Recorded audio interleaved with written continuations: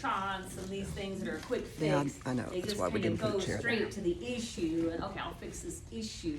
But the herbs have a way of saying, oh, let me bring the body back to balance.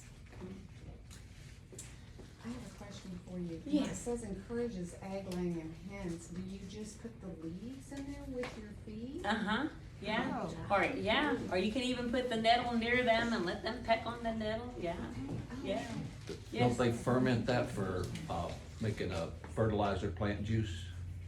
Can you ferment it? Oh, yes, I used to put nettle leaves in with the compost and the manure, and yes, absolutely, because it's really nutritive, not just for us, but for the soil too. Right. So that was a good question, if y'all didn't hear it, it High was, nitrogen. yes, if you could take that and put that in a fermentation process to add into the soil to enrich your garden. And the answer is yes. When harvesting nettle greens, just choose the sensitive highest shoots and the top green leaves. The lowest half of the bushes, mature and older leaves, have no flavor.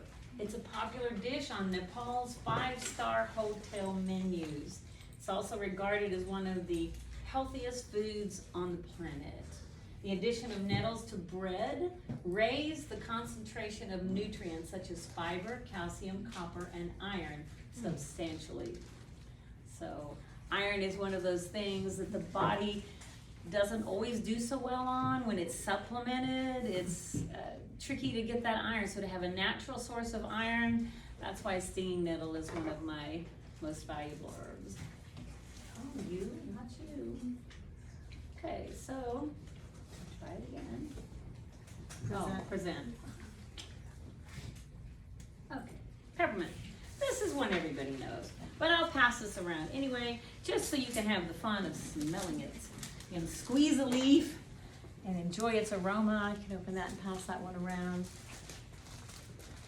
Peppermint is there for the fun of it, because it smells good, because it helps digestion, because it uplifts your mood, because the kids love it. We had peppermint tea all the time. I always had a picture of peppermint tea in the refrigerator, cold peppermint tea, and that's what we drank throughout the day.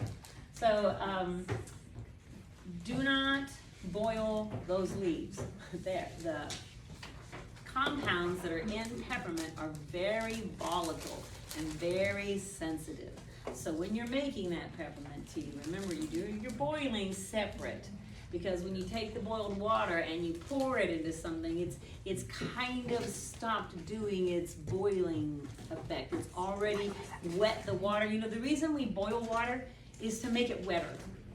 If you ever have done, which I haven't done, but if you've ever taken mashed potatoes that are powdered and you try to make powdered mashed potatoes with tap water, they'll just get lumpy because the water's not wet enough to dissolve the powder on potatoes. But if you boil the water and you put the potato powder in, it just stirs right up all nice.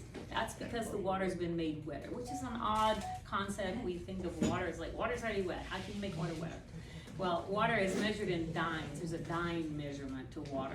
So it's how wet is the water. So not just that you can put it on your skin and feel that it's wet. Can it go into your skin? Can it hydrate you? Can it get into your cells? So on that note, I'm just gonna let you guys know that these herbs have come from a place locally here in Pipe Creek. And I have their cards here if you want them. It's called Roots Mercantile. And she just has an entire wall full of an apothecary of herbs. And they also make this fabulous water. I'm very into water. I could talk to you on a whole presentation one day just about water and how to get it into the cells of your being. So you might want to check out their water system as well. They're very knowledgeable about it. Okay, so back to our peppermint. It's used as an infusion, which is a tea. Okay, we pour the water that's no longer boiling on top of it and steep it for 3 to 5 minutes. As an essential oil, so here you go. This is to wake you up after you smelled the lavender. So this will bring you back. It can be done as a tincture, though I have to tell you, I don't know too much about a peppermint tincture because it's rare that leaves are tinctured. I mean, some leaves do well as a tincture. Mostly you tincture roots. So this one I can't vouch for. And the extract is just kind of the same. And powder, like I said, is always on my bottom list of if I can't get anything else, then I'll get powder. So here we go. This dates back to 1500 BC, North Africa and Egypt. It's antiseptic. It's good for insomnia. You wouldn't think so because it makes you feel good like this. It can also help you go to sleep. Muscle gut cramps, nose, throat, colds, and flu. If you're throwing up or you have nausea, peppermint's wonderful for that. It's wonderful for colic. It's wonderful for digestion, headaches, heartburn, improving appetite. What our scientists have told us is that peppermint oil is a well-known topical analgesic. So that's a pain remover. Like you get icy hot. And what do you think's an icy hot? Menthol. Where do you think menthol comes from? Peppermint. And peppermint, by the way, is a natural hybrid between spearmint and watermint. So those two got together somehow, created peppermint. Peppermint essential oil is an effective independent or complementary modality for relief of nausea and vomiting in hospitalized patients. Isn't that awesome? That's getting into hospitals? Yes. Yes, I know that they make like, you can go to the store and find a peppermint tea bag. Yes. Are they as effective as using fresh peppermint? You know, it depends on how old the tea bag is. So Okay. this is a good question of whether the tea bags in a store Right. are viable or not, because dried leaves last about a year if they're kept in a cool place out of the sun and if they were dried properly. Okay. So if it's longer than a year, then it's not going to be too effective. Okay. And usually you'd want to look for the cut and sifted. The closer it is to whole, the more powerful it is. The closer it is to powder, the least powerful it is. So that excellent question. Thank you. Yes. Are other mints, do other mints have the same benefits as? I could not speak for all the mints, but I could just tell you two as an example. Spearmint does not have the medicinal history that peppermint does. I prefer spearmint because I like its flavor better. But peppermint is the one with a medicinal history. As far as the other ones, I haven't really looked into them. You know, chocolate mints and orange mints and water mints. So that would be a good question to research if they're as effective. Let's go to our next one. Plantain. Those of you who were here for the Wild Food Walk know that I just cannot quit talking about plantain once we discover it and how cool it is. One of the reasons plantain is so cool, this is a weed that goes everywhere around the world. You can grow it, but you can also find it. You can't find it right now because it dies back in our hot summers. But when you do find it, I blew this picture up right here so you can see the veins. See how these are parallel? There's hardly any other leaves that have parallel veins. So you'll see this rosette on the ground and you'll say, oh, this is plantain. The veins are parallel. Plantain is fabulous for ant bites and bee stings. So this is real medicine. It is also food, but you'll find that it often grows around ant beds. So if you get bit by an ant, look around, there might be plantain. And the way we always use it is we just grab a leaf, brush off the dust, chew it to a pulp, put it straight on the bite, takes away all the pain, takes away the venom that's in there, brings everything to a nice, calm, gosh, I didn't even know I got bit. And the power of this was brought home to me personally one day when a group of children that I had taught, I love to teach this stuff to kids, were on a field trip, and one of the girls was allergic to ant bites, and she got bit by ants while they were waiting in line outside of a building to go into where they were going. So other kids knew about the plantain. They all ran and got plantain, all chewed the little leaves to put it on her ant bites. Do you know? Without her medicine, she didn't have any problems. Yeah, and so that is a good story for her. This is how powerful this plant is. They call it the soldier's herb because it's also edible. You can use the seeds. You can use them for the same thing that you can use for any kind of like slippery elm will do it, anything that you want to get the motion moving in the intestines to eliminate. So they help with that. The leaves can be added to salads, they can be eaten as a poultice. It's also worked on tumors, ulcers, wounds, itchy skin. So this is all from our documentation that we can find. We showed that plantain major, there's so many of them. There's nearly 200 species. So when you look at the name Plantago major, this is the genus or the family, and then the second word is the species. So the family is always capitalized, and the second word is always lowercase. And like I said, this format got changed, but in the original format, these would have been italicized. So all of these are in italics. You do this always when you're writing them. The species and the genus names are in italics. Nearly 200 different species, also called talloweed. Sometimes you can see why these look like little candles. For bleeding, for cuts, for burns, bronchitis, hemorrhaging, wounds, weak stomach, insect bites, blood poisoning, antibacterial, anti-inflammatory, antimicrobial, antioxidant, anti-ulcerative. We showed that it's wound healing properties. In our study, the recovery time when they used the Plantago major administered group was shorter than that of the silver sulfodiazepine group. It wasn't a significant difference, but it was a difference, so they healed faster. Studies show plantain's anti-inflammatory ability, and it's comparable to what aspirin in low doses can do. And now we'll talk about rosemary. Yes. Do all the different species have the same properties? Pretty much from what I've been able to determine, yes. I've only been able to personally work with 3 different species, and they all worked the same. And I think that the species are just simply adapted to the environment that they grow in, because some prefer water, some are deserty, some like a drought. Yes. If you get the leaves dry and you rehydrate them, would they still work on a wound? Okay, here's our plantain going around dry. Would they And- still work on the insect bites? You know, okay, so the question is, if you have the dried plantain leaf and you wet it, whether it's with oil or your saliva or something, could you then put that on an insect bite and would it do the same thing? And the answer is, I have no experience with that. I've always been fortunate to have things happen when it was right there and fresh. I never had to go to dry. But if you do, try it, let me know. Because we need something during these dry months, you know, like June, July, and August are kind of hard to find plantain in our part of the country.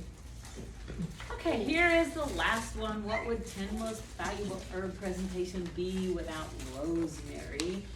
And this is grown worldwide. Probably all of you know about rosemary. You can use its leaves, its flowers, its twigs, and you can use the essential oil of rosemary. But the essential oil is not for internal consumption. So this is, I don't have too many herbs in my top 10 that say be careful of this herb, but this is one. You don't want to overdose on rosemary essential oil or rosemary tea. So the common limit in terms of the scientific findings are no more than 3 cups a day of rosemary tea. So this is not one that you would make up and leave in the refrigerator for the kids to come in and get whenever they wanted it. Peppermint's better for that. So the ancient Greeks used rosemary for brain and memory. And it is most commonly used for pain, for nerves, for inflammation, and my favorite, fungus. How many times can we find things that will counteract candida or any kind of fungusy stuff on the feet or anything like that? So if toe stuff is a problem, you know, making rosemary tea and soaking the feet in it or having rosemary essential oil, fungus is one of those things where you have to be repetitive with it. So it isn't about how much you use, it's about how consistent are you in its use. Let's see. It is also the one herb besides calendula. You can use calendula as an herb rinse for light colored hair. You use rosemary for dark colored hair. Wonderful shiny hair. When you use rosemary just as a tea, to rinse your hair after you shampooed your hair, and then you washed all the shampoo out, and you want to just rinse your hair, you pour the rosemary rinse over your hair. This has so many things. It's anti-epileptic, antimicrobial, antifungal, anti-inflammatory, other antioxidant. This is where it doesn't like cancer out with you, and oh gosh, look, there I am. I guess we're done with rosemary. All right. Do you have any questions from any of this? Yes. I do have a comment to make on rosemary for anyone who doesn't know. You don't want to plant it too close to your home because it does hold fire. Too And close a to lot of- what? To your home, so wood structures, you want to make sure that you don't plant it like right next to the house, because if your home would ever catch on fire, it holds fire. And so you want. That's interesting. But it's also interesting to know, with rosemary, is if you're trying to start a fire too, you can do something with that, but you don't want to plant it close to your home. You want to make sure it's Interesting. further out and maybe in a rock garden. It's got so much oil in It it. has so much oil that, yes, Wow. so that's something to know about. So this is some really interesting information, since the rosemary plant, and I think the older it gets, the more that would be true. Right. Because it becomes very woody and very thick in its stems, and it has oil in it that encourages fire. So when you plant it, you'd like it to be away from anything that is flammable, that could catch on fire, because the rosemary would heat up at a high heat and catch it on fire. Thank you for that. Thank you. A lot of people don't Next realize that, question? you want to keep it away from. Who else has a question? I'm just picking up your voice. This is just for fun. This is, I'm sure most of you will know this, especially if you just squeeze it and smell it or taste it. This is stevia. And this is a plant whose leaves are 50 times sweeter than sugar. When stevia first came on the market, which was decades ago, it was just this plant dried, just dried, like this. This is my stevia plant dried. And you can see that I do it in, my leaves are whole instead of so small. I try to dry things whole as much as possible. And then the sugar company didn't like the competition, so it disappeared. And when it came back on the market, it was a white powder. So it had been totally changed. I mean, that's what it looks like when it's dried, but they were selling it as white. And now I don't know what they're doing or what they're trying to convince people of. I've never had any problems with stevia, so I'm not gonna tell you yes or no, or good or bad, or anything else, but I am gonna pass it around. If anybody's curious, you can always pick off a leaf and you can taste it. So we'll start over here if you guys wanna taste nature's candy. Is that okay, Mom? All right, you let them know, and then you can just pass that all around. If you guys, here's some too. You can take out just a little bit, like that, and that's gonna be too much for me. Right over your teeth, and like, I'm already tasting how sweet it is, just like somebody put sugar in a spoon. I'm putting it in my mouth. No? Are you brave? Who's brave to try it? Oh, you. Yeah, you try it. What do you think? You taste how sweet it is? Mm-hmm. Yeah, good. Hey, Lynea, I actually use some stevia in my tea in the morning, Yes? and it's liquid, comes in a liquid form, and it takes just a couple of drops. Yeah, just so good. It also looks like regular sugar. It does, Yeah. yeah. There's the powder form and the regular sugar. And the regular form. sugar form, you've got it too. Yeah. Well, thank you all for coming today, and thank you for your wonderful questions, your attentiveness, your interest in herbs. Get your gardens growing, and let's have these valuable herbs so we've got them, right? Thank you so much. We stop the recording, It's those red buildings. and then we'll take a quick break, in case anybody needs to take a break, and then we'll move into the business part of the meeting. Before we break, we've got some new people here who didn't hear this question before.